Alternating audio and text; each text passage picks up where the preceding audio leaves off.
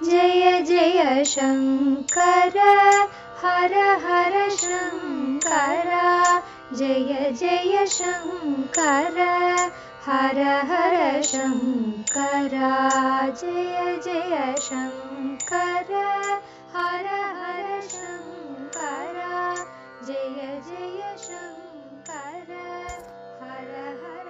மங்கள ஆரம்பம். தெய்வத்தின் குரல் 6ஆம் பாகம். 16 பெற்று பெருவாழ்வு. ஆதி முதலின் வரி வடிவம். இது அத்தனைக்கும் சிகரமாக ஒன்று.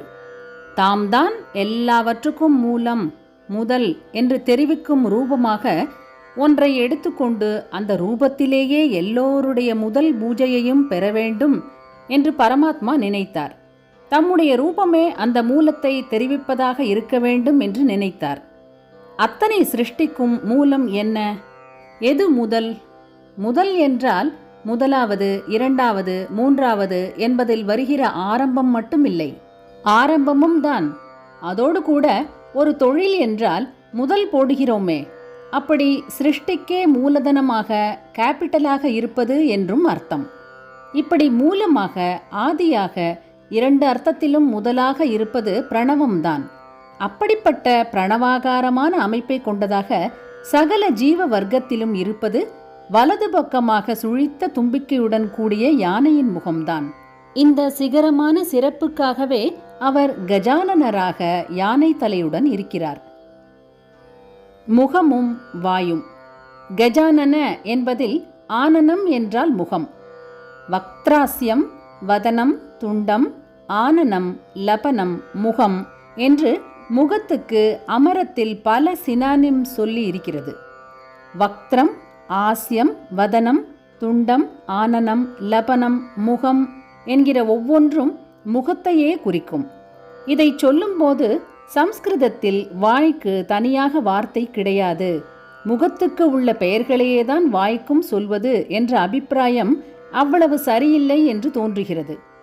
வாக், வச்சனம் என்றெல்லாம் பேச்சை சொல்கிறோம். இதனடியாக வக்தா என்று பேசுகிறவனுக்கும் வக்தவ்யம் என்று பேச்சுக்கும் வார்த்தைகள் உள்ளன. ஆனபடியால் வக்திரம் என்பதும் பேச்சு கருவியாய் இருக்கும் வாயைத்தான் குறிப்பிடும். வதனம் என்ற வார்த்தையும் பேசுகிற அவயவமான வாயை குறிப்பதே. வத என்றால் பேசு, லபனம் என்பதும் தாதுப்படி வாயை குறிப்பதுதான். லப் என்றால் பேசுவது. ஆலாபம், சல்லாபம், ஆலாபனை முதலான வார்த்தைகளுக்கு அதுதான் ரூட். ஆகையால் முகத்தின் பெயர்களேதான் வாய்க்கும் வந்தன என்பது முழு உண்மை இல்லை. வாயின் பெயர்களான வக்திரம், வதனம் முதலியவையும் முகத்தின் பெயராய் இருக்கின்றன. Man is the only talking animal என்பதால் வச்சனேந்திரியமாக இருக்கப்பட்ட வாய்க்கு தனி ஏற்றம் உண்டு. அந்த வாய் இருப்பது சர்வாங்கங்களிலும் சிரேஷ்டமான முகம்.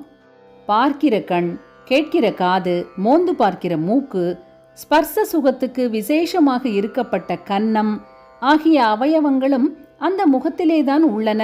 என்றாலும் மனுஷிய ஜாதியின் பிரத்யேக விசேஷணம் பேச்சு இந்திரியந்தான் என்பதால் தான் வாய், முகம் இரண்டுக்கும் ஒரே வார்த்தைகளை வைத்திருக்கிறது.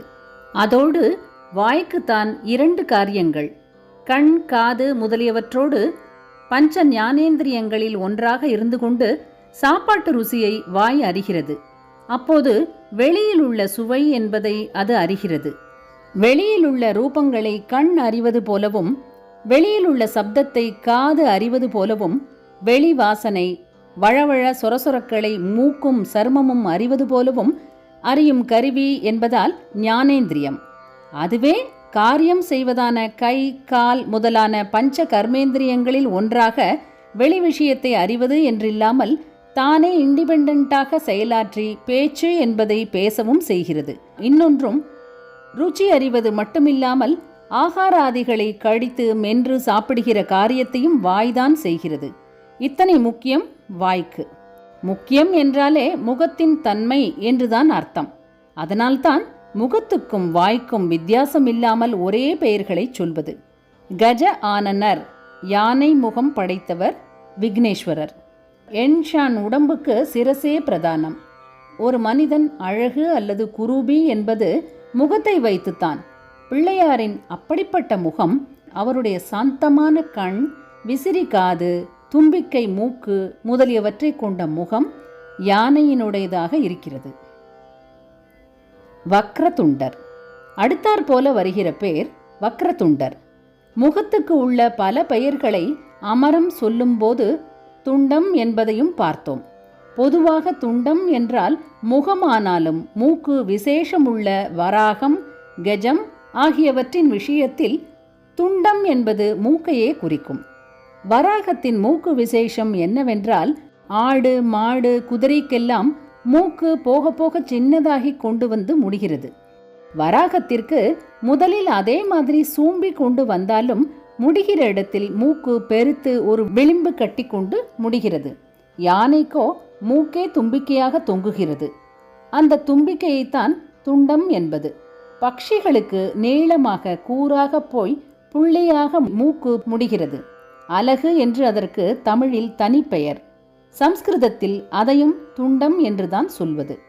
உடம்பில் சிரஸ் பிரதானம் என்றால் அந்த சிரசில் மூக்குதான் பிரதானம். வாய் அதனுடைய ஃபங்க்ஷனால், அதாவது செய்யும் காரியத்தால் பிரதானம் என்றால் உருவ ரீதியில் மூக்குதான் பிரதானமாய் இருக்கிறது. சப்பை மூக்கு, கருட மூக்கு என்று ஒருத்தனுடைய அழகையோ விரூபத்தையோ மூக்கை வைத்துத்தான் சொல்கிறோம். அந்த மூக்கிலும் ஸ்பெஷல் அமைப்பாக யானைக்கென்று அலாதியாய் இருக்கப்பட்ட தும்பிக்கைக்கு துண்டம் என்று பேர். வக்ரம் என்றால் வளைசல். அவன் ஒரே வக்ரம் என்று தாறுமாறாக பண்ணுபவனை சொல்கிறோம். வக்ரகுணம் என்று இழுக்காக சொல்கிறோம். ஏன்? நல்ல குணத்தை நேர்மை என்கிறோம். நேராக இருப்பது நேர்மை. நேர்கோடு என்பதுதான் இரண்டு புள்ளிகளை சேர்க்கிற மிகச்சிறிய தூரம். வளைசல் என்பது சேர வேண்டிய புள்ளிக்கு சுருக்க போய் சேராமல் எங்கேயோ சுற்றிவிட்டு போவது. அந்த மாதிரி எதிலும் டைரக்ஷன் தப்பாமல், வழியை விட்டு போகாமல் கோலுக்கு நேராக போவதே நேர்மை குணம். அப்படியே இங்கிலீஷிலும் ஸ்ட்ரெயிட் ஃபார்வர்ட்னஸ் என்கிறார்கள். சம்ஸ்கிருதத்தில் ஸ்ட்ரெயிட் என்ற அர்த்தமுள்ள ஆர்ஜவம் என்ற வார்த்தையையே நேர்மை குணத்துக்கும் சொல்வது. ருஜு என்ற வேர்ச்சொல்லிலிருந்து அந்த வார்த்தை வந்திருக்கிறது. நேராக இல்லாதது கோணலாக இருப்பதால் நேர்மை இல்லாதவரை கோணல் புத்திக்காரர் என்று சொல்கிறோம். அதையே வளைசலும் நேராக இல்லாததுதான் என்பதால் வக்ரபுத்தி என்றும் சொல்கிறோம். வக்ரதுண்டம் என்கிற இடத்தில் வக்ரத்துக்கு கெட்ட அர்த்தம் எதுவும் இல்லை. வளைந்துள்ள தும்பிக்கை என்றுதான் அர்த்தம்.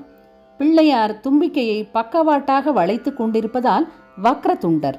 ஒரு யானை தும்பிக்கை நுனியை பக்கவாட்டமாக கொண்டு போகாமலே வளைக்கலாமானாலும் பிள்ளையாரோ பெரும்பாலும் இடம்புரியாகவோ அபூர்வமாக வலம்புரியாகவோ நுனியை இடது வலது பக்கங்களில் கொண்டு போய்த்தான் வளைக்கிறார். அதனால்தான் வக்ரதுண்டர் என்று குறிப்பிட்டு ஒரு பெயர் சொல்லி இருப்பது. வக்ரதுண்ட மகாகாய என்று ஸ்தோத்திரம் சொல்கிறோம். பிரணவஸ்வரூப வக்ரதுண்டம் என்று தீட்சிதர் பாடியிருக்கிறார்.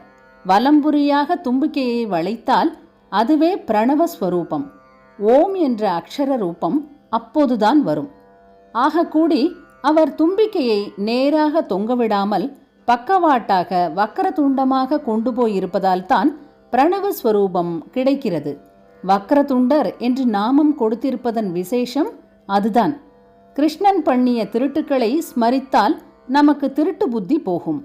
அவன் ராசகேளி பண்ணினதை ஸ்மரித்தால் நமக்கு காமம் நசித்து போகும் என்று சொல்வார்கள். அப்படி விக்னேஸ்வரருடைய வக்ரதுண்டத்தை ஸ்மரித்தால் நம்முடைய வக்ரகுணங்கள் போய்விடும். கணபதி காயத்ரியிலேயே வக்ரதுண்டரை தியானிக்கிறோம் என்று இந்த பெயரைத்தான் தியானத்திற்குரியதாக சொல்லியிருக்கிறது. நம் புத்தியை அவர் நேர் வழியில் தூண்டிவிடத்தான் அந்த மந்திரம் ஏற்பட்டிருக்கிறது. அப்படிப்பட்ட மந்திரத்தில் உள்ள வக்ரம் என்றால் அது நம்முடைய வக்ரத்தை போக்குவதாகத்தானே இருக்கும். ஜெய ஜெய சங்கர, ஹரஹர சங்கர. மகாபெரியவாச்சரணம். जय जय शङ्कर हर हर शङ्कर जय जय शङ्कर हर हर शङ्कर जय जय शङ्कर।